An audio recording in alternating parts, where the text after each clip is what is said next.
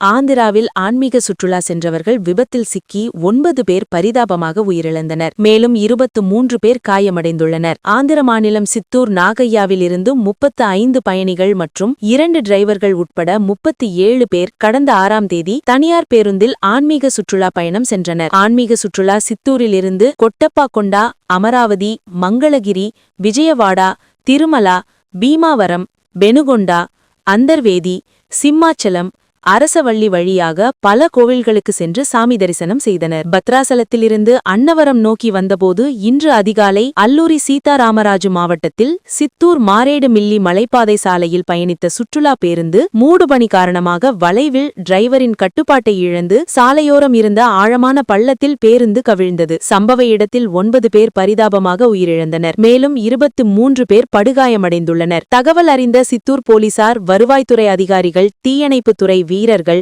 Ambulance குழுக்கள் உடனடியாக வந்து விபத்து நடந்த இடத்தில் மீட்பு பணிகளை தொடங்கினர். காயமடைந்தவர்கள் அருகில் உள்ள அரசு மருத்துவமனைகளுக்கு கொண்டு சென்றனர். விபத்து நடந்த இடம் ஆழமான காட்டுப்பகுதி என்பதாலும் அதிகாலை நேரத்தில் விபத்து நடந்ததால் மீட்பு பணியில் தாமதமாக தொடங்கியது. இந்த சம்பவம் குறித்து மாநில அரசு உயிரிழந்தவர்களின் குடும்பங்களுக்கு இரங்கல் தெரிவித்துள்ளனர். இந்த விபத்து குறித்து போலீசார் விசாரணை நடத்தி வருகின்றனர். இந்த சம்பவம் சித்தூர் பகுதியில் பெரும் சோகத்தை ஏற்படுத்தியுள்ளது.